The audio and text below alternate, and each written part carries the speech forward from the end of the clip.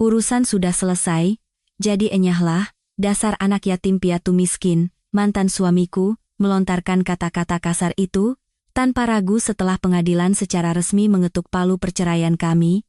Nanti dia makan apa ya? Kasihan sekali, cibir Wimala, selingkuhan yang menjemputnya dengan mobil pengantin, dari samping. Namun, mereka sama sekali tidak tahu tentang masa laluku. Hari di mana aku menelepon kakek, pernikahan mereka berubah menjadi neraka. Sebelum kita memulai, ikuti terus cerita ini, dan semoga keberuntungan menyertaimu sepanjang hari. Kisah hari ini dimulai. Koridor lantai 3 Pengadilan Keluarga Jakarta Selatan terasa sunyi. Kania Jiwatama baru saja menyelesaikan sidang perceraiannya secara resmi pada pukul 14.00. Ia mendorong pintu ruang sidang, dan melangkah keluar. Tidak ada ekspresi di wajah Kania. Bibirnya tidak bergetar, matanya pun tidak memerah. Ini adalah momen di mana pernikahan 3 tahunnya berakhir, namun Kania tetap tenang. Baskara, yang berjalan di belakangnya, melonggarkan dasinya lalu angkat bicara, urusan sudah selesai, jadi enyahlah, dasar anak yatim piatu miskin. Baskara tertawa mengejek, suaranya menggema di sepanjang koridor. Hebat sekali kau bisa bertahan selama 3 tahun, berpura-pura menjadi gadis yatim piatu miskin untuk menipu keluargaku. Terima kasih, berkat kau, orang tuaku merasa sangat puas bisa mengusirmu. Kania berhenti dan berbalik menatap Baskara. Baskara memasukkan kedua tangannya ke saku celana dan berjalan cepat mendekati Kania. Kau pikir perempuan yatim piatu sepertimu akan dapat uang tunjangan sepeser pun? Jangan mimpi. Tidak ada pembagian harta gono gini. Baskara mendorong bahu Kania dengan keras. Tubuh Kania terhuyung ke belakang tetapi tidak jatuh. Ia menahan diri dengan tangan di dinding dan menjaga keseimbangannya. Baskara menyeringai dan memandang Kania dari ujung rambut hingga ujung kaki. Tapi terima kasih, ya. Karena kau berakting jadi anak yatim, orang tuaku senang sekali. Mereka bilang sangat menyenangkan menindas menantu perempuan miskin. Kania tidak berkata apa-apa, hanya menatap Baskara dalam diam. Lift tiba di lantai 1, terdengar bunyi ting. Baskara berjalan keluar lebih dulu, dan Kania mengikutinya perlahan. Saat melewati lobi pengadilan dan keluar dari pintu utama, terik matahari sore terasa membakar wajah, panasnya membuat sesak. Kania sedikit menyipitkan matanya. Baskara bergegas menuruni tangga menuju jalan raya. Di depan gerbang utama pengadilan, sebuah limosin hitam yang dihias dengan pita dan bunga segar untuk pernikahan terparkir. Hiasannya berkilauan di bawah sinar matahari. Wimala, yang duduk di kursi pengemudi, menurunkan kaca jendela dan melambaikan tangan. Mas, di sini. Suara Wimala tidak bisa menyembunyikan kegembiraannya. Baskara membuka pintu mobil dan duduk di kursi penumpang, lalu mencium pipi Wimala. Wimala terkikik dan memeluk leher Baskara. Mas, ayo cepat berangkat. Semua tamu sudah menunggu. Wimala menurunkan kaca jendela sepenuhnya. Matanya menangkap sosok Kania yang sedang berjalan, menuruni tangga perlahan. Wimala menutup mulutnya dengan tangan dan tertawa. Mas, bagaimana ini? Dia tidak dapat tunjangan, malah diusir tanpa harta sepeser pun. Baskara merangkul bahu Wimala, dan menambahkan, tentu saja, kita langsung ke hotel. Dokumennya sudah beres hari ini, jadi aku sudah menetapkan tanggal pernikahan kita. Wimala mengambil sebuah kartu undangan pernikahan yang tergeletak di lantai dekat kursi penumpang, amplop merah muda dengan ukiran kata wedding berwarna emas. Wimala melemparkan undangan itu keluar jendela. Amplop itu melayang terbawa angin, berputar, lalu jatuh tepat di kaki Kania. Kak, kalau ada waktu datang ya. Ambil buket bunganya juga boleh. Oh, tapi bukankah kakak akan sendirian? Ambil buket bunga juga percuma saja, Wimala tertawa melengking. Baskara ikut tertawa dan menggenggam erat tangan Wimala. Cepat jalan, nanti riasan pengantinmu luntur. Mobil melaju dengan tiba-tiba. Suara mesin menderu. Roda belakangnya melewati genangan air kecil, membuat lumpur menyiprat. Air kecoklatan itu mengenai blas putih dan rok hitam Kania. Noda itu menyebar di pakaiannya. Kania tidak membersihkan pakaiannya. Ia mengangkat kepala menatap mobil yang menjauh. Mobil itu berbelok di tikungan jalan dan menghilang dari pandangan. Kania membuka tas tangan bermerek dari kulit hitam mahal dan mengeluarkan ponselnya. Ia membuka layar dan menekan nomor yang tersimpan dengan nama kakek Jiwatama. Setelah 2 kali dering, panggilan tersambung. Suara seorang pria yang dalam dan tegas terdengar. Kania? Iya, kakek. Ini aku. Suara Kania tenang dan mantap. Semuanya sudah beres. Baru saja menandatangani di hadapan hakim. Sekarang, aku dan Baskara sudah menjadi orang asing. Keheningan sejenak menyelimuti sambungan telepon, diikuti oleh suara lembut kakek. Pasti berat ya, bertahan selama 3 tahun ini. Kania menatap gedung pengadilan dan melanjutkan, mulai sekarang. Putus semua jalur keuangan PT Emas Gemilang Konstruksi dan urus masalah cek kosong mereka. Mata Kania menjadi dingin. Sesuatu yang telah ia siapkan selama 3 tahun harus meledak bersamaan hari ini. Baskara harus jatuh sebelum pernikahannya dimulai. Aku akan perintahkan sekretaris untuk segera menanganinya. Aku berangkat dulu, kek. Sampai jumpa. Percakapan singkat itu berakhir. Kania memasukkan kembali ponselnya ke dalam tas. Saat itu, 5 sedan hitam mewah berbaris memasuki area parkir pengadilan. Semuanya adalah mobil impor mewah model yang sama. Mobil-mobil itu berhenti berjajar di depan tempat Kania berdiri. Pintu pengemudi mobil terdepan terbuka. Seorang pria berjas hitam turun dari mobil dan membungkuk hormat pada Kania. Pria parubaya berusia 50-an itu memiliki postur yang tegap. Nona Direktur, kami sudah datang menjemput. Sekretaris itu, dengan sopan membuka pintu belakang. Kania masuk ke dalam mobil. Interior mobil terasa sejuk, dan jok kulitnya menebarkan aroma wangi yang lembut. Sekretaris duduk di kursi pengemudi dan menoleh ke belakang. Saya sudah menyiapkan tabletnya, Nona. Ia mengambil sebuah kotak kulit hitam yang diletakkan di kursi penumpang depan dan menyerahkannya ke belakang. Kania menerima kotak itu dan membukanya. Layar tablet penuh dengan daftar berbagai pihak, bukti penggelapan dana oleh Baskara, penyalahgunaan kartu kredit perusahaan oleh Wimala, bukti rekayasa akuntansi PT Emas Gemilang Konstruksi, dan rekening rahasia Baskara. Ia menggeser layar dengan jarinya, memeriksa file satu persatu. Sebuah tabel berisi angka-angka terbuka. Jumlah uang yang digelapkan Baskara dari perusahaan selama 3 tahun lebih dari 15 miliar rupiah. Daftar belanja barang-barang mewah Wimala dengan kartu kredit perusahaan juga bernilai miliaran rupiah. Kania sedikit menyeringai.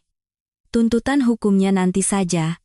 Yang pertama, buat pernikahan hari ini menjadi neraka, kata Kania dingin sambil menutup tablet, rampas segalanya dari mereka di saat mereka paling bahagia. Itu akan menjadi yang paling menyakitkan. Siap, Nona. Saya akan laksanakan perintah. Sekretaris menyalakan mesin, konvoi mobil meninggalkan pengadilan. Orang-orang di jalan memandang iring-iringan sedan mewah itu dengan heran. 1 jam kemudian, di aula resepsi sebuah hotel mewah di kawasan Sudirman. Lampu gantung kristal di langit-langit bersinar gemerlapan. Lorong dari pintu masuk menuju panggung dihiasi dengan mawar putih dan bunga lili. Di atas panggung, sebuah kotak seserahan dihiasi dengan lilin emas dan kain putih. Para tamu mulai berdatangan dan memenuhi ruangan. Di ruang rias pengantin, Wimala sedang bercermin sambil memoles lipstik. Gaun pengantin putih bersihnya berkilauan di bawah cahaya lampu. Pintu ruang rias terbuka, 2 teman Wimala masuk. Wimala, selamat ya, cantik banget. Akhirnya jadi nyonya besar, iri deh. Wimala tersenyum lebar dan melambaikan tangan. Terima kasih, hari ini aku benar-benar bahagia, seperti mimpi. Seorang temannya melihat ponselnya, dan raut wajahnya menegang. Tangan temannya yang memegang ponsel sedikit bergetar. Wimala. Temannya menyodorkan layar ponsel. Wimala menatap layar itu. Notifikasi berita kilat muncul. Berita kilat, PT Emas Gemilang Konstruksi mengalami gagal bayar cek pertama. Semua rekening perusahaan dibekukan. Bank kreditor menuntut pelunasan segera. Jeritan kecil keluar dari mulut Wimala. Apa-apaan ini? Lipstik di tangannya jatuh ke lantai. Wimala meraih ponselnya dengan tangan gemetar. Ia buru-buru membuka aplikasi mobile banking. Saldo di rekening perusahaan menunjukkan angka 0. Kartu kredit perusahaan yang terhubung dengan rekening pribadinya juga telah diblokir. Wajah Wimala pucat pasi. Harus telepon Mas Baskara. Apa yang terjadi? Wimala segera menekan nomor Baskara. Hanya nada sambung panjang yang terdengar. Di aula resepsi, Baskara sedang berjalan menyapa para tamu. Ia tidak merasakan getaran ponsel di sakunya. Pak Baskara? Bisnis Anda kelihatannya bagus sekali ya? Sapa seorang pria berusia 60-an, sambil menepuk pundaknya. Tentu saja, Pak. Sedang persiapan untuk go public. Bulan depan akan kami mulai prosesnya secara serius, jawab Baskara dengan bangga. Pada saat yang sama, di penthouse markas besar Jiwatama Group, pintu ruang ganti terbuka. Ruangan itu luas dan mewah seperti butik kelas atas. Gaun-gaun bermerek tergantung rapi berdasarkan warna di lemari pakaian yang besar. Kania mengambil gaun berwarna merah anggur. Kain sutranya terasa lembut di tangan. Ia berganti pakaian dan berdiri di depan cermin besar. Seorang penata rambut menyanggul rambut panjang Kania dengan elegan. Seorang penata rias dengan hati-hati memoleskan lipstik merah. Kania di cermin sangat berbeda dari penampilannya 3 tahun lalu. Saat itu, ia hanya mengenakan gaun katun sederhana dengan rambut pendek. Ia hampir tidak memakai riasan karena sungkan pada keluarga suaminya. Tidak ada perhiasan, baik kalung maupun anting. Tetapi Kania di cermin sekarang tampak anggun. Kalung berliannya berkilauan mewah di lehernya. Kania menatap dirinya di cermin. Ia tersenyum. Senyum yang dingin dan tajam. Ini baru permulaan, waktunya menunjukkan siapa Kania Jiwatama yang sebenarnya. Gumam Kania pada dirinya sendiri, sekretarisnya masuk melalui pintu. Nona Direktur. Mobil sudah siap. Tim keamanan juga sudah siaga. Kania mengenakan sepatu hak tinggi, dan bangkit berdiri. Langkah Kania saat meninggalkan penthouse itu mantap, tanpa keraguan. Waktu pembalasan dendam telah dimulai. Aula resepsi yang mewah dipenuhi mawar putih dan lili. Sekitar 200 tamu memenuhi ruangan. Seorang profesor yang menjadi pembawa acara berada di atas panggung memegang mikrofon. Semoga kedua mempelai saling mencintai dan menghormati selamanya. Suara pembawa acara menggema di seluruh ruangan, diiringi musik yang merdu. Baskara menggenggam erat tangan Wimala. Wimala menunduk sedikit, tersipu malu. Saat itu, bisik-bisik mulai terdengar dari belakang ruangan. Beberapa tamu melihat ponsel mereka, dan raut wajah mereka berubah. Ada apa? Kudengar PT Emas Gemilang Konstruksi bangkrut. Bisikan itu semakin keras. Seorang pejabat bank yang duduk di barisan depan berdiri. Tunggu sebentar. Saya harus memeriksa ini segera. Pembawa acara berhenti bicara dengan wajah bingung. Di layar besar di depan aula, yang tadinya menayangkan video pernikahan, tiba-tiba berkedip lalu mati. Kemudian, muncul teks berita kilat berwarna merah. Berita kilat, Jiwatama Group membatalkan kontrak dan menarik semua dana dari PT Emas Gemilang Konstruksi. Proses penyitaan aset dimulai. Aula resepsi seketika menjadi gempar. Semua tamu serentak menatap layar. Wajah Baskara pucat pasi. Apa-apaan ini? Katanya tergagap. Seorang investor yang duduk di belakang bergegas naik ke atas panggung. Baskara, bagaimana dengan uang kami? Pria berusia 50-an itu mencengkeram kerah baju Baskara, 30 miliar. Kembalikan uangku 30 miliar sekarang juga. Investor lain ikut mengerumuni panggung. Uangku juga ada 20 miliar, dasar penipu. Baskara terhuyung ke belakang. Wimala menjerit dan mundur. Mas, ada apa ini? Pada saat itu, pintu depan aula terbuka perlahan. Pengawal berjas hitam berbaris masuk, diikuti oleh Kania dalam gaun merah anggur yang melangkah dengan anggun. Aula seketika hening. Mata semua orang tertuju pada Kania. Ia berjalan perlahan di sepanjang karpet merah menuju panggung. Suara sepatu hak tingginya menggema di lantai marmer. Ibu Baskara, yang duduk di kursi keluarga, mengenali Kania. Bukankah itu Kania? Ibu Baskara bangkit berdiri, dan bergegas menghampirinya. Dasar anak yatim piatu, siapa kau berani membuat kekacauan di sini? Enyah kau sekarang juga? Ibu Baskara mengulurkan tangan untuk menarik lengan Kania. Seorang pengawal dengan cepat menghalanginya. Minggir. Minggir. Ibu Baskara mendorong pengawal itu. Tetapi pengawal itu tidak bergeming. Pengawal itu mendorong balik Ibu Baskara dengan pelan. Ibu Baskara kehilangan keseimbangan dan jatuh ke lantai. Aduh, jeritannya terdengar. Para tamu terkejut dan berdiri. Kania bahkan tidak melirik mantan ibu mertuanya yang jatuh. Ia terus berjalan ke atas panggung. Kania naik ke panggung dan mengambil mikrofon. Terdengar suara desis saat mikrofon dinyalakan. Kania perlahan membuka mulutnya. "Selamat malam, semuanya." Suara Kania menggema di seluruh ruangan. Ada yang mengenal saya, dan ada juga yang tidak. "Saya rasa, saya harus memperkenalkan diri terlebih dahulu." Kania memandang berkeliling ruangan perlahan. "Saya bukan anak yatim piatu. Saya adalah Kania Jiwatama, cucu dari Presiden Direktur Adiwijaya Jiwatama dari Jiwatama Group." Aula kembali gempar. Para tamu saling berpandangan dan berbisik. "Jiwatama Group? Cucu Presiden Direktur? Berarti dia pewaris konglomerat?" Baskara menatap Kania dengan kaget, mulutnya ternganga tak bisa berkata-kata. Wajah Wimala juga pucat pasi. Sekretaris Kania membawa sebuah tas dokumen hitam ke atas panggung. Ia membukanya dan mengeluarkan setumpuk dokumen tebal. Kania mengambil tumpukan itu. "Bapak Baskara, Anda telah menghina dan menindas saya dengan menyebut saya anak yatim piatu selama 3 tahun, bukan?" Kania tersenyum dingin lalu menyebarkan dokumen itu satu persatu ke udara. Kertas-kertas itu melayang seperti salju. Para tamu mengambil dokumen yang jatuh. Ini adalah rincian penggelapan dana perusahaan oleh Bapak Baskara. Selama 3 tahun, ia mentransfer 20 miliar rupiah ke rekening pribadinya. Kania mengambil lembar dokumen berikutnya. Dan ini adalah rincian belanja barang-barang mewah oleh Nona Wimala dengan kartu kredit perusahaan, totalnya 9 miliar rupiah. Wimala menjerit, "Ah, itu tidak benar. Masih ada bukti penggelapan pajak oleh PT Emas Gemilang Konstruksi senilai 35 miliar rupiah." Kania terus menyebarkan dokumen. Para tamu menahan napas saat melihatnya. Ayah Baskara berlari ke atas panggung. "Apa-apaan ini? Kapan kami melakukan ini? Semua bukti ada di sini. Dan saya sudah menyerahkannya ke Dinas Pajak dan Kejaksaan," kata Kania dengan tenang. Ayah Baskara terhuyung. "Oh, keluarga kita hancur. Hancur sudah." Ayah Baskara memegangi dadanya dan jatuh pingsan ke lantai, mulutnya berbusa. "Ayah!" Ibu Baskara berlari menghampiri suaminya. Para tamu sibuk menelepon ambulans. Wimala berlari menyerang Kania. "Ini semua salahmu.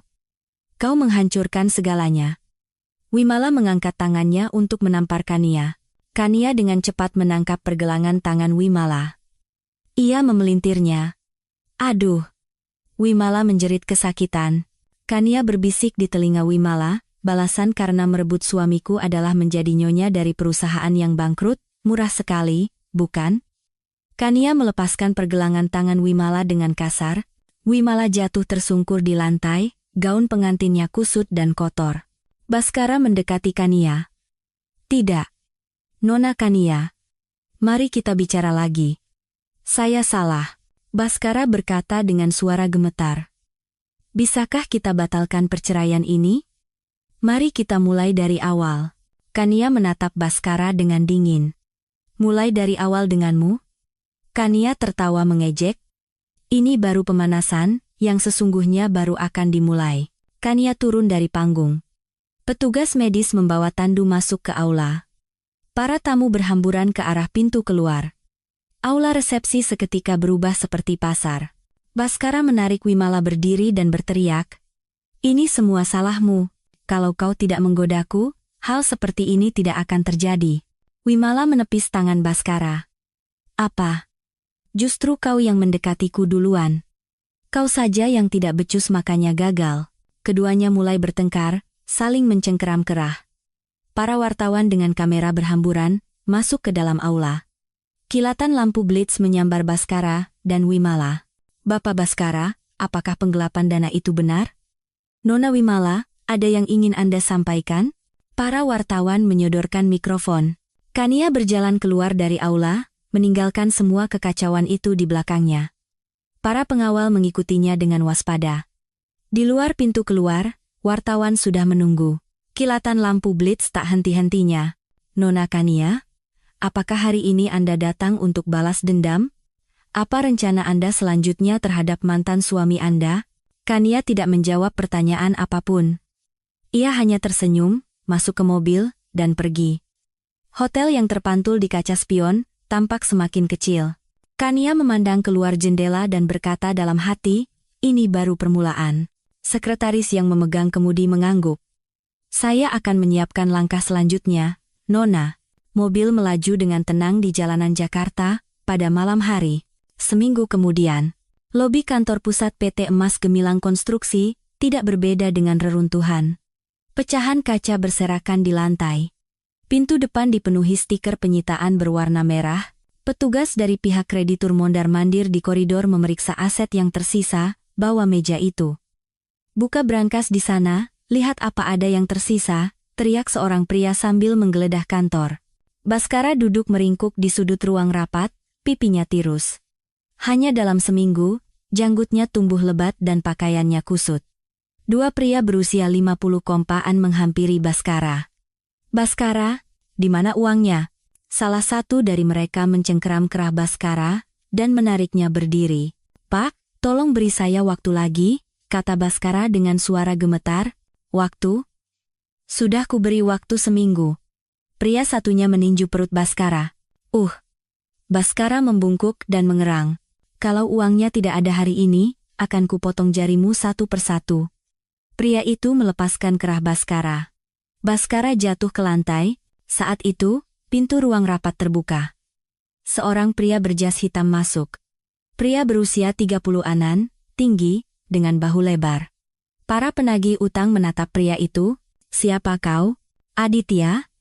Jawab pria itu sambil menyodorkan kartu nama. Tertulis Aditya. Spesialis M.A. Untuk apa kau kesini? Saya telah membeli semua utang PT Emas Gemilang Konstruksi.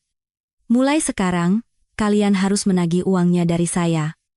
Aditya mengeluarkan sebuah amplop dokumen dan menyerahkannya kepada penagih utang. Pria itu membuka dokumen. Nomor rekeningnya ada di sini, saya akan mentransfer uangnya hari ini juga, kata Aditya dengan tenang. Para penagih utang saling berpandangan. Benar. Jumlahnya juga sesuai. Oke. Ayo kita pergi. Kelompok pria itu meninggalkan ruang rapat. Suara langkah kaki mereka perlahan menjauh. Baskara bangkit dari lantai dan berlari menghampiri Aditya. Terima kasih, Pak. Terima kasih banyak. Baskara menjabat tangan Aditya dan mengguncangnya. Anda adalah penyelamat saya. Saya pasti akan membalas budi Anda. Aditya menepis tangan Baskara. Tidak perlu membalas budi. Aditya mengeluarkan 2 lembar dokumen dari sakunya dan menyerahkannya. Anda hanya perlu menandatangani 2 lembar ini. Baskara menerima dokumen itu. Ini apa? Surat pelepasan hak manajemen dan surat pengalihan aset pribadi, jawab Aditya datar. Wajah Baskara menegang. Apa maksudnya ini? Kalau begitu, saya tidak punya apa-apa lagi. Pilih saja. Tanda tangani, atau saya panggil para penagih utang itu kembali. Aditya tersenyum dingin. Tangan Baskara gemetar. Akhirnya, Baskara mengambil pena. Ia menandatangani dokumen itu dengan goresan kasar. Aditya mengambil dokumen itu dan menyimpannya. Terima kasih atas kerjasamanya. Silakan Anda keluar dari sini. Tapi, saya mau kemana? Tanya Baskara panik. Bukan urusan saya. Aditya berbalik dan berjalan keluar dari ruang rapat. Baskara terduduk lemas di lantai, memegangi kepalanya. Keesokan siangnya, di ruang kerja Direktur Utama Jiwatama Group, Kania duduk di depan meja kerja besar, memeriksa dokumen. Sekretarisnya mengetuk pintu dan masuk. Nona Direktur, Bapak Aditya ingin bertemu. Suruh dia masuk. Kania meletakkan penanya.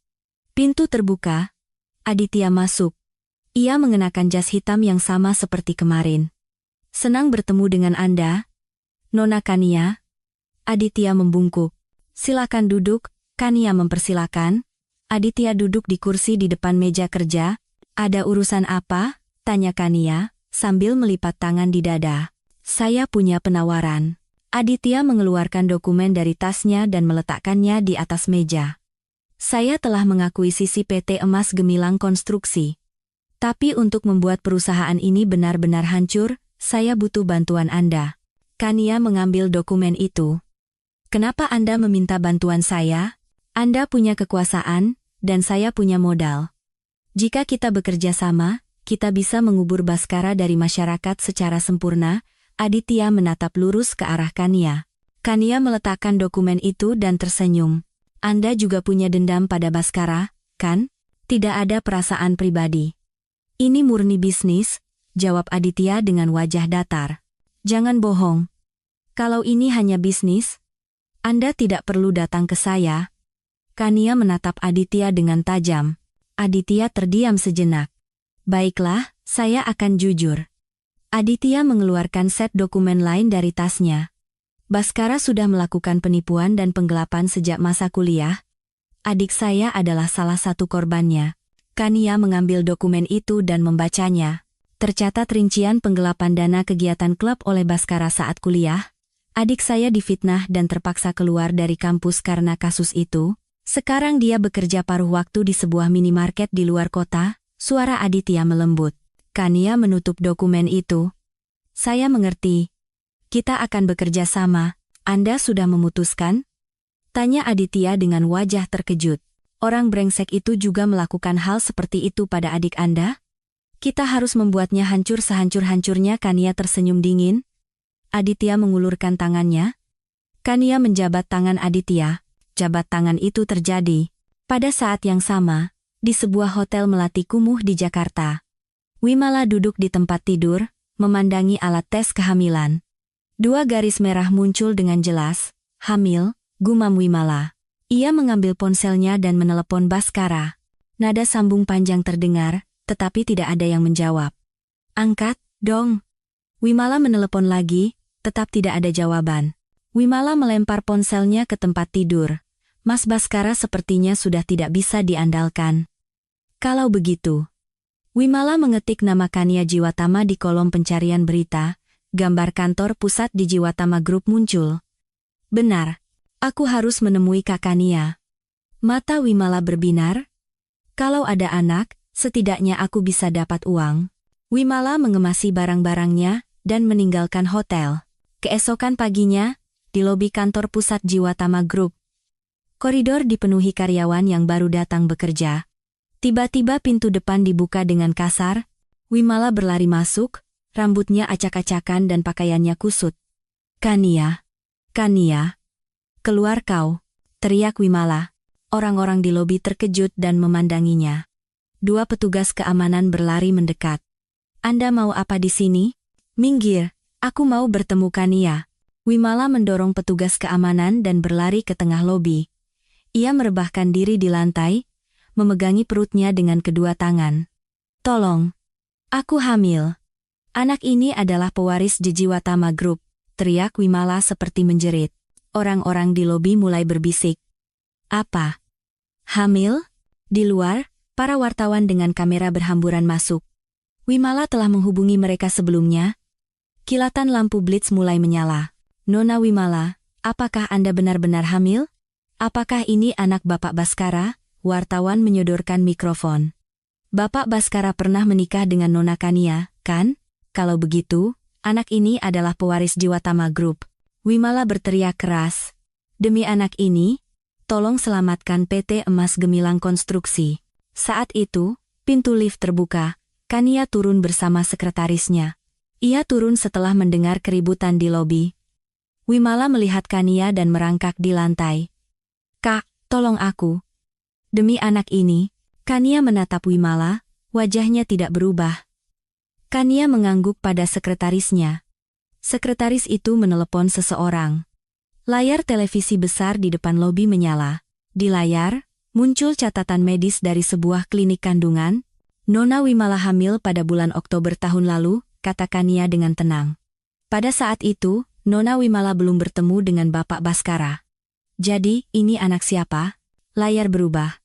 Muncul foto Wimala bersama seorang pria. Ini adalah catatan Anda tinggal bersama dengan saudara Tirtayasa, seorang pelatih pribadi, dari bulan Agustus hingga Desember tahun lalu. Kania menunjuk ke layar. Wajah Wimala pucat pasi. Tidak mungkin. Saat itu, Baskara berlari masuk dari pintu lobi. Ia datang setelah mendapat telepon dari wartawan. Wimala, kau hamil? Baskara berlari mendekat. Wimala menatap layar televisi, wajahnya berubah masam. Apa ini? Pelatih pribadi? Bukan Mas. Wimala mengulurkan tangannya. Baskara menjambak rambut Wimala. Dasar pembohong. Baskara membenturkan kepala Wimala ke lantai. Aduh. Wimala menjerit. Baskara menendang perut Wimala. Bukan anakku. Berani-beraninya kau. Hentikan, hentikan. Wimala menangis tersedu-sedu. Wartawan mengarahkan kamera mereka. Kilatan lampu blitz tak henti-hentinya.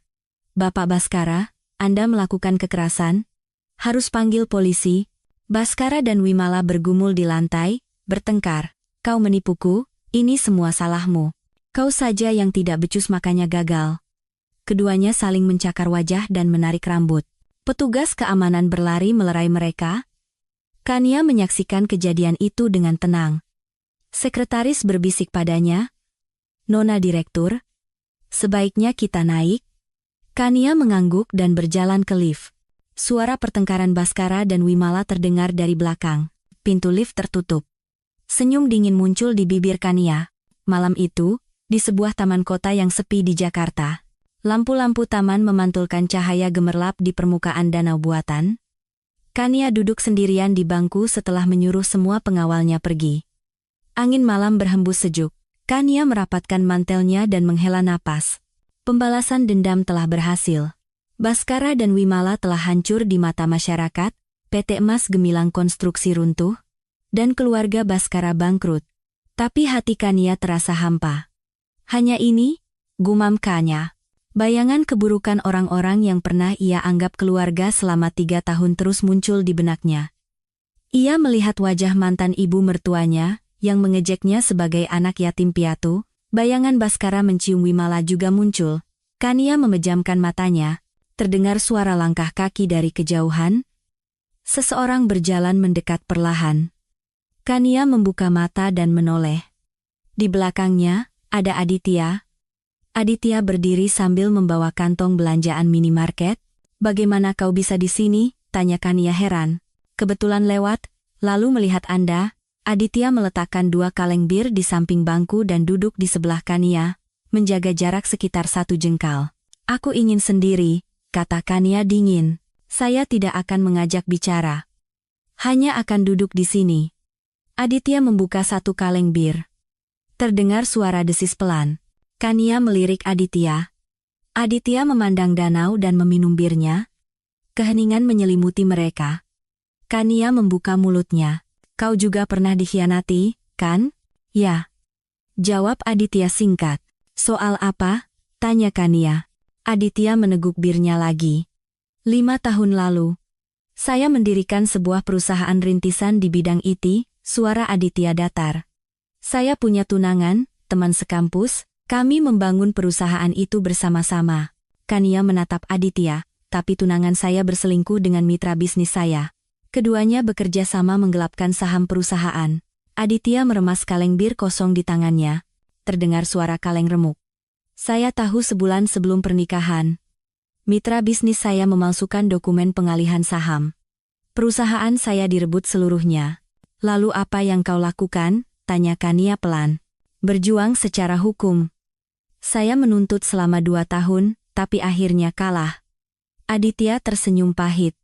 Bukti tidak cukup, pengadilan memutuskan bahwa saya memberikan saham itu secara sukarela. Kania mengangguk. Setelah itu, saya memulai dari awal lagi. Merangkak dari titik terendah hingga menjadi saya yang sekarang. Aditya memandang danau. Untuk balas dendam? Tanya Kania. Awalnya iya. Tapi seiring berjalannya waktu, ada hal yang lebih penting dari balas dendam. Apa itu? Bangkit kembali. Saya pikir, itulah pembalasan dendam yang sesungguhnya. Aditya berbalik menatap Kania. Mata Kania memerah. Air mata mengalir di pipinya. Kania menutup wajahnya dengan tangan. Maaf. Aku tidak ingin menangis, suaranya bergetar. Aditya melepas jasnya dan menyampirkannya di bahu Kania. Tidak apa-apa. Menangislah. Aditya kembali menatap danau. Kania menangis untuk waktu yang lama. Perasaan yang terpendam meledak. Aditya tidak berkata apa-apa, hanya duduk di sampingnya. Setelah beberapa saat, Kania menyeka air matanya. Terima kasih. kata Kania pelan. Tidak masalah, Aditya menyodorkan kaleng bir yang tersisa. Kania menerimanya dan meminumnya seteguk. Bir dingin itu terasa menyegarkan. Apa yang akan kau lakukan selanjutnya? Tanya Aditya. Tidak tahu. Balas dendam sudah selesai, tapi aku belum memikirkan langkah selanjutnya, jawab Kania jujur. Bolehkah saya memberikan usulan? Aditya menatap Kania. Apa? Mari kita coba proyek baru menggunakan lahan milik PT Emas Gemilang Konstruksi. Bagaimana? Proyek apa? Kania berbalik menatap Aditya. Kota cerdas hijau. Saya akan membuat proposalnya, kata Aditya dengan serius. Kenapa? Kenapa harus membangun kembali lahan perusahaan yang sudah bangkrut? Bukan membangun kembali, tapi memulai yang baru. Menciptakan sesuatu lebih mengesankan daripada menghancurkan, bukan? Aditya tersenyum. Kania menatap Aditya dengan saksama. Tatapan Aditya terlihat tulus. Akan kupikirkan, Kania tersenyum kecil. Bagus. Besok, saya akan kirim proposalnya. Aditya bangkit berdiri. Sebaiknya kita pulang. Angin malam sudah dingin. Kania ikut berdiri.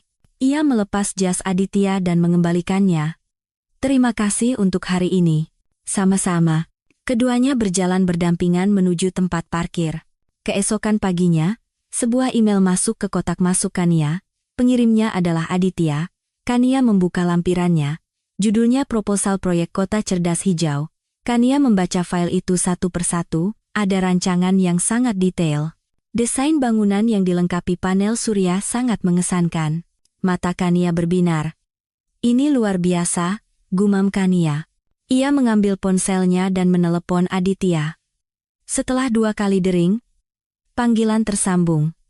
Aditya di sini. Ini aku, Kania. Proposalnya sudah kuterima. Bagaimana menurutmu?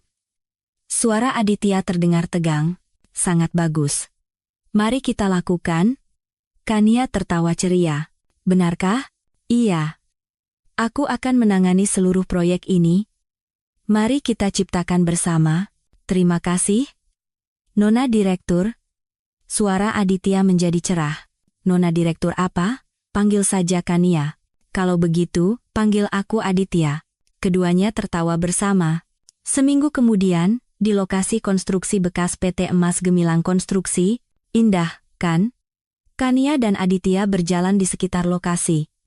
Mereka mengenakan helm proyek dan seragam kerja. Bagaimana kalau kita bangun alun-alun di tengah sini? Aditya menunjukkan rancangannya. Bagus. Pasang air mancur juga, ya? Kania mengangguk. Keduanya bekerja di lokasi siang dan malam, merevisi rancangan, dan rapat berulang kali. Semakin banyak waktu yang mereka habiskan bersama, semakin mereka saling memahami. Suatu sore, langit tiba-tiba mendung. Hujan deras mulai turun. Hujan! Teriak Kania, ke kontainer di sana. Aditya menggandeng tangan Kania dan berlari. Keduanya berlari masuk ke dalam kontainer yang sempit. Suara hujan yang menghantam atap terdengar keras. Kania dan Aditya berdiri terengah-engah, pakaian mereka basah kuyup. Kau tidak apa-apa? Aditya menatap Kania dengan cemas. Iya, tidak apa-apa. Kania menyibakkan rambut basahnya ke belakang telinga. Aditya mengambil handuk dan memberikannya. Keringkan badanmu. Terima kasih. Kania mengeringkan rambutnya dengan handuk. Aditya juga mengibaskan rambutnya. Di dalam kontainer yang sempit, jarak di antara mereka sangat dekat. Kania mengulurkan tangan untuk menepis air dari bahu Aditya. Aditya juga mengangkat tangan untuk merapikan pakaian Kania, ujung jari mereka bersentuhan. Keduanya terkejut dan menarik tangan. Aditya juga mundur karena canggung. Maaf, kata mereka bersamaan. Keheningan yang canggung menyelimuti mereka. Wajah keduanya memerah, sepertinya hujan akan segera reda. Kania memandang keluar jendela. Iya, Aditya mengangguk. Suara hujan perlahan mereda. Sebulan kemudian, di sebuah pusat konvensi besar di Jakarta, hari presentasi untuk menarik investor. Di ruang tunggu, Kania memeriksa kembali materi presentasinya. Tangannya sedikit gemetar. Gugup sekali, gumam Kania pelan. Aditya menggenggam erat tangan Kania. Kau sudah cukup kuat dan hebat. Kau pasti bisa. Aditya menatap lurus ke arah Kania. Gemetar Kania berhenti. Terima kasih. Kania tersenyum. Pergilah. Aku akan menunggu di sini. Aditya melepaskan tangannya. Kania masuk ke ruang presentasi. Ia berdiri di atas panggung. Ratusan investor menatapnya. Kania memegang mikrofon.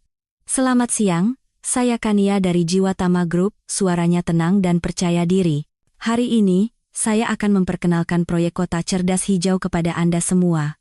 Video proyek mulai diputar di layar. Kania melanjutkan presentasinya dengan penuh keyakinan. Presentasi 30 menit berakhir.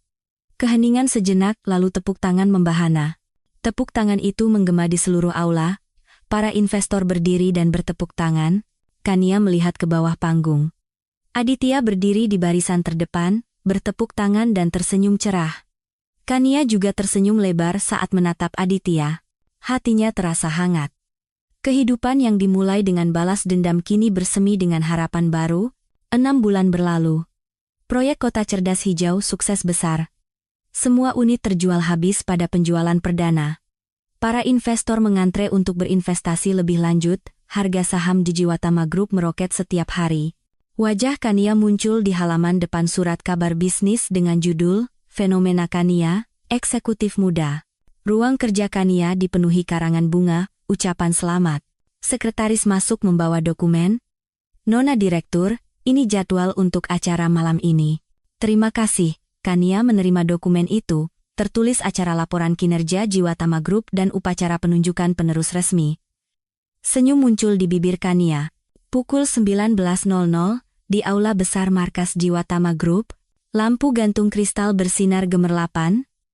Karpet merah terbentang dari pintu masuk ke panggung. Tokoh-tokoh penting ekonomi dan politik mulai berdatangan. Anggota parlemen, direktur utama perusahaan besar, dan selebritas memenuhi ruangan. Lebih dari 200 tamu berkumpul. Di atas panggung, logo besar Jiwatama Group terpasang. Lampu sorot menerangi panggung. Orkestra mulai memainkan melodi yang indah. Memenuhi aula, di ruang tunggu, Kania bercermin merapikan rambutnya. Ia mengenakan gaun biru tua, kalung berlian berkilauan di lehernya. Aditya mengetuk pintu dan masuk. Ia mengenakan tuxedo hitam. Sudah siap? Tanya Aditya. Iya. Ayo pergi. Kania tersenyum dan bangkit. Aditya mengulurkan lengannya. Kania menggandeng lengan Aditya. Keduanya berjalan keluar dari ruang tunggu berdampingan. Di pintu masuk aula, pembawa acara memegang mikrofon. Kami persilakan. Wakil Direktur Utama Kania dan Direktur Aditya memasuki ruangan, tepuk tangan meriah terdengar. Kania dan Aditya berjalan di atas karpet merah, para tamu berdiri dan bertepuk tangan. Kilatan lampu blitz menyinari keduanya, Kania berjalan dengan anggun, Aditya berjalan mendampinginya. Ketika tiba di kursi VIP di depan panggung, kakek Jiwatama berdiri. Kania, cucuku, hebat sekali, kakek menggenggam tangan Kania. Ini semua berkat kakek, Kania tersenyum cerah. Pembawa acara kembali memegang mikrofon. Sekarang, kita mulai laporan kinerjanya. Video proyek mulai diputar di layar besar. Gambar kota cerdas yang telah selesai dibangun muncul. Gedung-gedung tinggi dengan panel surya, air mancur, dan taman di alun-alun. Para tamu berdecak kagum. Luar biasa. Indah sekali. Video selesai, lampu menyala. Kakek Jiwatama naik ke panggung, ia memegang mikrofon dan memandang para tamu. Terima kasih telah hadir malam ini, suara kakek menggema. Jiwatama Group memiliki sejarah 60 tahun. Saya telah memimpin perusahaan ini selama lebih dari 40 tahun. Kakek berhenti sejenak. Sudah waktunya menyambut era baru. Oleh karena itu, hari ini saya secara resmi mengumumkan. Kakek menatap Kania. Saya menunjuk cucu saya, Kania, sebagai Direktur Utama Jiwatama Group selanjutnya. Tepuk tangan menggema. Para tamu berdiri. Kania naik ke panggung. Kakek menggandeng tangannya dan berdiri di tengah panggung bersamanya. Katakan sesuatu, kakek memberikan mikrofon. Kania mengambil mikrofon. Terima kasih, kakek. Kania membungkuk pada para tamu.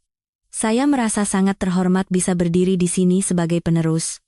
Suara Kania mantap. Saya akan mengembangkan Jiwatama Group menjadi lebih maju lagi. Akan membangun perusahaan yang bermanfaat bagi masyarakat dan mengutamakan manusia. Tepuk tangan kembali terdengar. Kania turun dari panggung. Musik mulai dimainkan lagi. Para tamu memegang gelas sampanye dan berbincang. Saat acara semakin meriah, tiba-tiba lampu padam. Aula menjadi sunyi. Satu lampu sorot menyorot ke tengah panggung. Aditya berjalan ke atas panggung. Para tamu mulai berbisik. Siapa itu? Bukankah itu Direktur Aditya? Aditya berdiri di tengah panggung. Lampu sorot kedua mengarah ke Kania. Aditya menatap Kania. Nona Kania, bisakah Anda naik ke panggung sebentar? Kania menunjukkan wajah terkejut. Orang-orang di sekitarnya mendorongnya. Ayo, naik. Kania perlahan naik ke panggung. Aditya menggandeng tangannya dan berjalan ke tengah panggung bersama. Lampu menyorot keduanya. Aditya melepaskan tangan Kania dan berlutut dengan satu kaki. Suara riuh terdengar di aula. Melamar? Ya Tuhan. Aditya mengeluarkan sebuah kotak kecil dari sakunya. Ia membukanya. Sebuah cincin berlian berkilauan. Kania menutup mulutnya dengan tangan. Matanya terbelalak. Kania? Saat pertama kali kita bertemu, kita memulai sebagai mitra bisnis. Aditya menatap Kania dan berkata, tapi saat kita bekerja bersama, aku sadar betapa luar biasanya dirimu. Aku mencintai kekuatanmu dan juga kelemahanmu. Mata Kania memerah, air mata menggenang. Sekarang, aku tidak ingin hanya menjadi mitra bisnismu, tapi juga pasangan hidupmu. Aku ingin tertawa dan menangis di sisimu selamanya. Aditya mengangkat cincin itu. Kania, maukah kau menikah denganku? Aula sunyi senyap, seolah menahan napas. Semua orang menunggu jawaban Kania. Air mata mengalir di pipi Kania. Iya, aku mau. Jawab Kania dengan suara bergetar. Sorak-sorai gembira menggema. Tepuk tangan dan teriakan memenuhi aula. Aditya memasangkan cincin di jari Kania. Ia bangkit berdiri dan memeluk Kania erat. Kania juga memeluk Aditya. Aditya menangkup wajah Kania dengan kedua tangannya. Ia mencium Kania. Ciuman yang penuh gairah dan dalam. Sorak-sorai semakin keras. Kilatan lampu blitz tak henti-hentinya. Kakek berdiri dan bertepuk tangan, tersenyum cerah. Pada saat yang sama, di seberang gedung hotel, sebuah layar televisi besar menyiarkan langsung acara di dalam aula. Di sebuah gang gelap di bawah layar itu, dua orang berjongkok. Mereka adalah Baskara dan Wimala. Rambut Baskara acak-acakan dan janggutnya lebat, pakaiannya kotor dan robek. Wimala tidak berbeda jauh, wajahnya kotor dan rambutnya kusut. Keduanya menatap layar televisi dengan tatapan kosong. Gambar Kania dan Aditya berciuman muncul di layar. Baskara menggertakkan giginya. Itu semua seharusnya milikku. Gumam Baskara dengan suara bergetar. Ia berbalik dan berteriak pada Wimala. Ini semua salahmu. Kalau kau tidak menggodaku, tempat itu seharusnya jadi milikku. Baskara mencengkeram kerah Wimala. Wimala menepis tangannya. Apa?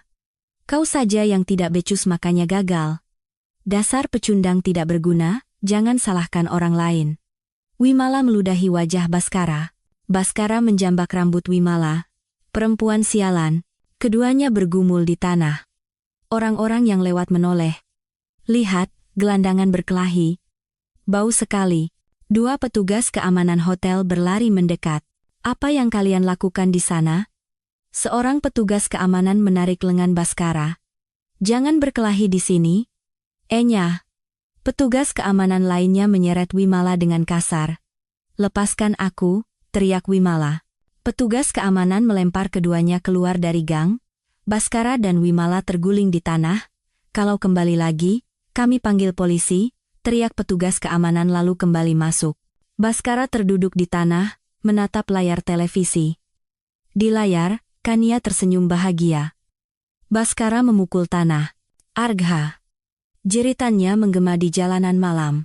Balkon aula resepsi. Kania berdiri memegang gelas sampahnya, memandang pemandangan malam. Aditya datang dari belakang dan menyampirkan jas di bahunya. Kedinginan? Tidak apa-apa, Kania tersenyum. Ia menatap ke arah petugas keamanan yang mengusir seseorang dari gang di kejauhan. Sepertinya itu Baskara dan Wimala. Tapi hati Kania tidak merasakan apa-apa. Benar-benar sudah berakhir, ya, kata Kania pelan. Apa? Tanya Aditya. Masa lalu? Sudah berakhir sepenuhnya? Kania berbalik menatap Aditya. Setelah ini, aku akan membangun masa depan baru bersamamu. Aditya merangkul Kania erat. Aku juga akan melakukan hal yang sama. Keduanya berpelukan dan menatap langit malam. Bintang-bintang bersinar gemerlapan. Suara musik terdengar dari dalam. Terdengar tawa para tamu. Senyum damai muncul di bibir Kania. Pembalasan dendam telah berakhir. Dan cinta telah dimulai.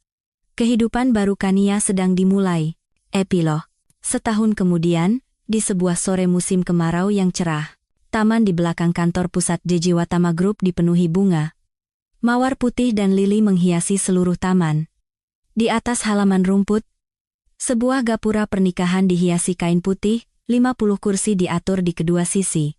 Pernikahan yang sederhana, hanya mengundang kerabat dan teman dekat. Kakek Jejiwatama duduk di barisan terdepan, tersenyum bahagia. Musik klasik mengalun lembut. Di pintu masuk taman, Kania muncul. Ia mengenakan gaun pengantin putih bersih, berhiaskan renda yang berkilauan di bawah matahari. Ia mengenakan mahkota bunga kecil di kepalanya. Kania berjalan perlahan, para tamu berdiri dan bertepuk tangan. Wajah Kania penuh dengan senyum damai, sangat berbeda dari pernikahan dengan Baskara 3 tahun lalu. Senyum yang tulus dari hati. Aditya berdiri di bawah gapura, mengenakan tuxedo putih, tersenyum cerah melihat Kania. Matanya berkaca-kaca. Kania berdiri di samping Aditya. Keduanya saling berhadapan. Hari ini, kedua mempelai akan mengucapkan janji yang mereka tulis sendiri, kata pembawa acara. Aditya mengeluarkan secari kertas. Kania. Katanya menatap Kania lurus. Saat pertama kali aku bertemu denganmu, aku hanya memikirkan balas dendam. Tapi bersamamu, aku belajar bahwa yang lebih penting dari balas dendam adalah cinta.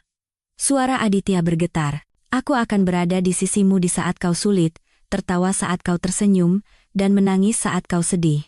Aku akan mencintaimu selamanya. Air mata mengalir di pipi Kania. Kania juga mengeluarkan secari kertas. Aditya, kau muncul di saat aku paling terpuruk, kau membantuku bangkit dari kehancuran. Kania berhenti sejenak, menahan air mata. Tanpamu, aku mungkin masih terjebak dalam kegelapan balas dendam. Kaulah yang menunjukkan cahaya padaku. Sekarang, aku ingin menjadi cahayamu. Aku akan mencintaimu, di sisimu selamanya. Para tamu bertepuk tangan. Sekarang, silakan berciuman, kata pembawa acara. Aditya menangkup wajah Kania dan menciumnya. Ciuman yang panjang dan dalam, sorak-sorai dan tepuk tangan terdengar. Kelopak mawar merah muda berjatuhan dari langit. Kejutan dari para tamu. Pada saat yang sama, di Lembaga Pemasyarakatan Cipinang. Di sebuah sel isolasi, Baskara duduk di ranjang besi, mengenakan seragam narapidana. Rambutnya dipotong pendek, wajahnya tirus, dengan lingkaran hitam di bawah matanya. Ia memegang sobekan koran. Judulnya, Presiden Direktur Kania Jiwatama, menikah dengan Direktur Aditya. Dalam foto, Kania dan Aditya tersenyum. Tangan Baskara gemetar. Ia meremas koran itu. Argha, teriaknya, memukul pintu sel. Darah mengalir dari buku-buku jarinya. Seorang sipir datang. Kenapa teriak-teriak? Bunuh saja aku. Tolong bunuh aku. Baskara bersujud di lantai. Menangis. Mati? Kau dihukum seumur hidup? Kau akan membusuk di sini selamanya. Sipir itu tertawa mengejek dan pergi. Pintu sel ditutup. Itu semua milikku. Isak tangis Baskara menggema di sel yang sunyi. Di bengkel jahit penjara wanita. Wimala duduk di depan mesin jahit, mengenakan seragam narapidana. Wajahnya tanpa ekspresi, matanya kosong. Wimala, panggil seorang sipir. Ia bergegas ke ruang kunjungan. Di balik kaca, ibunya duduk. Wimala mengambil gagang telepon. Ibu, ini hari terakhir, kata ibunya dingin. Apa maksud ibu? Ibu tidak akan mengunjungimu lagi. Bagi keluarga kita, kau sudah mati. Ibu, tolong. Bagaimana aku bisa sendirian? Wimala menangis. Pikirkan perbuatanmu. Penculikan, penggelapan. Ibu malu. Ibunya berdiri dan pergi tanpa menoleh. Wimala jatuh tersungkur, hanya isak tangisnya yang terdengar di ruang kunjungan. Di pesta pernikahan, Kania dan Aditya menyapa para tamu. Kakek memanggil Kania. "Ada yang ingin kau sampaikan, kan?" Kakek tersenyum penuh arti. Kania mengambil mikrofon. "Terima kasih telah datang hari ini. Dan saya punya kabar gembira." Kania menatap Aditya, yang tersenyum dan mengangguk. "Saya hamil 3 bulan." Kania meletakkan tangannya di perutnya. Keheningan sejenak, diikuti sorak-sorai gembira. "Selamat," kakek memeluk Kania, matanya berkaca-kaca. Aditya merangkul Kania. "Terima kasih," bisiknya. "Kita bertiga akan hidup bahagia." Kania menatap Aditya dan tersenyum. Beberapa tahun kemudian, di taman dekat kantor, Kania dan Aditya duduk di atas tikar piknik. Seorang gadis kecil berusia sekitar 5 tahun berlari-lari mengejar kupu-kupu. "Hati-hati, Jia," kata Kania. Aditya bersandar di bahu Kania. "Bahagia?" tanyanya. "Sangat bahagia. Terkadang terasa seperti mimpi." Kehidupan yang dimulai dengan balas dendam, tidak kusangka akan berakhir dengan cinta seperti ini. "Ini bukan akhir, tapi awal." Aditya menggenggam tangan Kania. "Awal kita yang sebenarnya." "Ayah, Ibu, ayo main." Jia menarik tangan mereka. 3 orang, ayah, ibu, dan anak, berjalan bergandengan tangan. Matahari terbenam, mewarnai langit dengan warna jingga keemasan. Angin hangat bertiup. Wajah Kania dipenuhi senyum damai. Tidak ada lagi balas dendam, kebencian, atau rasa sakit. Yang tersisa hanyalah cinta dan kebahagiaan. Ini adalah kisah Kania. Momen paling menyakitkan dalam hidupnya justru menjadi awal yang paling cemerlang. Menghina dan menginjak-injak seseorang, suatu saat pasti akan ada balasannya. Jika Anda sedang mengalami masa sulit, percayalah bahwa suatu hari musim semi pasti akan datang.